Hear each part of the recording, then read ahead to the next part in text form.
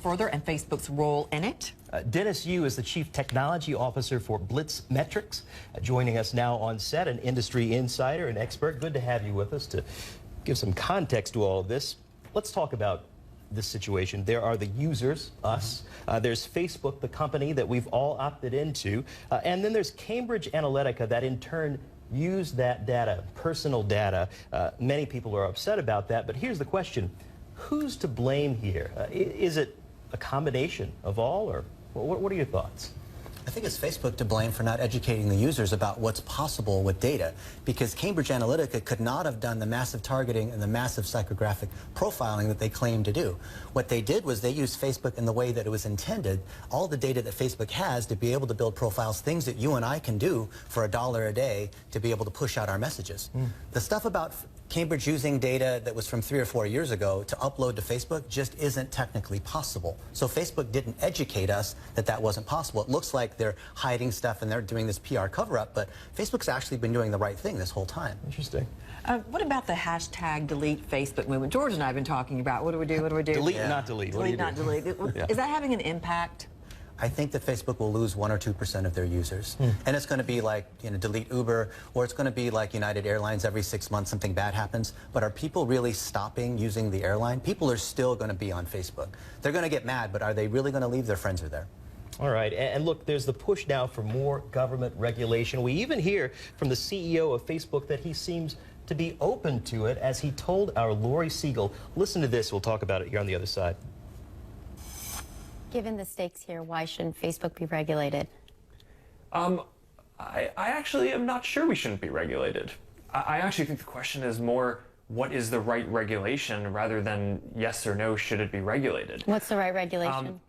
Well, there's some basic things, then I think that there's some big intellectual debates. On the basic side, there are things like ads transparency regulation that I would love to see. Right? If you look at how much regulation there is around advertising on TV and print, it's just not clear why there should be less on the internet. Okay, so Dennis, when it comes to regulation, what would more regulation mean for Facebook? Can you imagine cigarette labels being on Facebook and Surgeon General warnings about your data may be used in certain ways?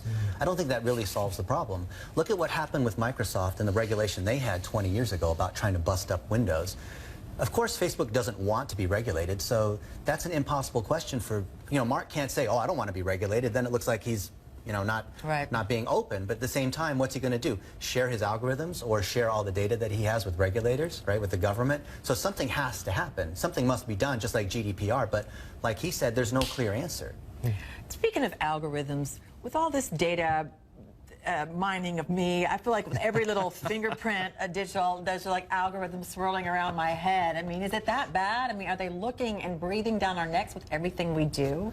Feels like enemy of the state minority report, right? But look at how much Amazon has, or Visa. Think about Alexa in your home listening to the commands that you have. This Facebook thing is just the beginning of data issues where consumers are willing to trade their privacy for convenience. Wow. And how do you think Facebook is doing overall, owning up to this? I think it's a weak apology. I think there's a lot more they can do, but how else are you, because they didn't have a data breach, so they're real clear saying there wasn't a security scandal, it was a breach of trust that Mark said.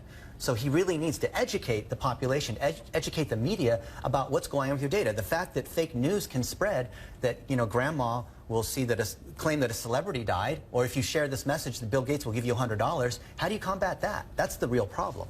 One other question to you, Dennis. So what can people do? I mean, look, so when you opt into these things, there are, things will happen. So what can people do to make sure they understand exactly what happens when they post that picture, when they share that information? It's tough, but every time you sign up for a loyalty card or you want to earn the points at Macy's or airline things, you need to read the fine print, because all of us just click You're accept. giving a little piece Do you of read yourself what's in there? away. Right, there's 6 pages. You're No, like, you scroll okay, through sure, and you go, can have my yes, I data. agree to terms and services. Read the thing, understand. Now, who can you trust? Understand what they're doing with your data. Do they want your email address? Do they want your phone number? What are they going to do with that data? You want something free, but is it really free is the question. Not really.